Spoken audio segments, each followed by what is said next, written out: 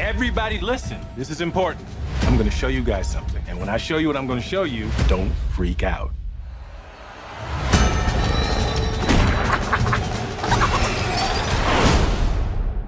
I can explain. It's magic. It's beginning to look a lot like Christmas. High stakes as neighbors compete for best decorated house on the block. I think this is the house to beat. Wow. What's your Christmas wish? I just want to win this thing. I'll take it. Signature, please. Ignore all the fine print. It's like you're signing your life away. Merry Christmas. Yeah, Merry Christmas. Oh, it will be. Rise and shine, naughty boy. What the hell is all of this? Something's happening. Good morning, sir. Are you real? We all were, until we fell into that elf sick trap.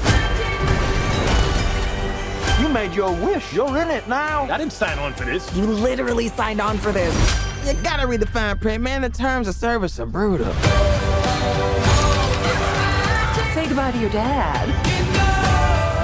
Why are y'all just like Prince? We're not gonna let her turn your dad into one of those weird Happy Meal toys. No offense, I'm sorry. None taken. A little taken. We are the Carvers. We gotta catch an elf. You messed with the wrong family. We should split up. What do you mean we should split up? Have you never watched a horror film? If you split up, somebody dies. Have you ever died? Oh? It is not fun. That's true. I'd never died, but Mom knows. I didn't know you died before. Let's go find these rings. Is that who I think it is? Oh my God, Black Santa! I knew Santa was black, man! Hi, Reggie. Carolyn for Here's What Happened in Carolyn Talks podcast. This film is very fun, and it's not what I was expecting at all. I wasn't expecting the whole 3D aspect of it. You know, like that it is very much has a lot of sci-fi elements. But I want to ask you about making a Christmas film at this particular time in your life, because you've done biopics, you've done thrillers, you've done dramas, you've done rom-coms, you've done literally every genre of film, except possibly horror and gore. But like, what was it about this particular time in your life that made you decide, you know what, I'm ready to make a Christmas film, and I'm ready to do it with someone like Eddie Murphy, who you did Boomerang with, which is one of the most iconic films from the 90s. So talk about choosing to make a film like this at this point in your life, and having Eddie Murphy come back and say, you know what, we're gonna bring you from Boomerang to, like, you know, to Christmas Lean. Well, it just, all the pieces came together. I've been trying to make a Christmas movie for quite some time. And I had a general meeting with the folks at Amazon. And one of the things I expressed was I really want to make a Christmas movie. And they said, well, we have a Christmas movie that we're very excited about, and Eddie Murphy is going to star in it. I said, okay, we're done. Let's start on Monday. You know, Eddie and I had been trying to find another project to do together since Boomerang. And again, Boomerang even took us a while to find the right script. So the fact that Eddie loved the script, I loved the script, just because, as you said, the movie starts, you think it's one movie. You go, okay, this is cute, this is cool. And then it takes a hard left turn. You're like, oh, wait a minute, this is crazy. And then by the time you get to the third act, and then that third twist happens, you're like, wow, I didn't see this coming, right? And I just love the originality of that. And I knew it would give me the freedom to freestyle. And of course, so excited to work with Eddie again, because one of the great things about Eddie, besides him being a comedic genius, is that he attracts so many great stars, because who doesn't want to be in a movie with Eddie Murphy? So you get a Tracee Ellis Ross, you get a Nick Offerman, you get Robin Thede, you get all the people you want to work with because they want to work with Eddie. So you end up with an, you know, with a all rock star team.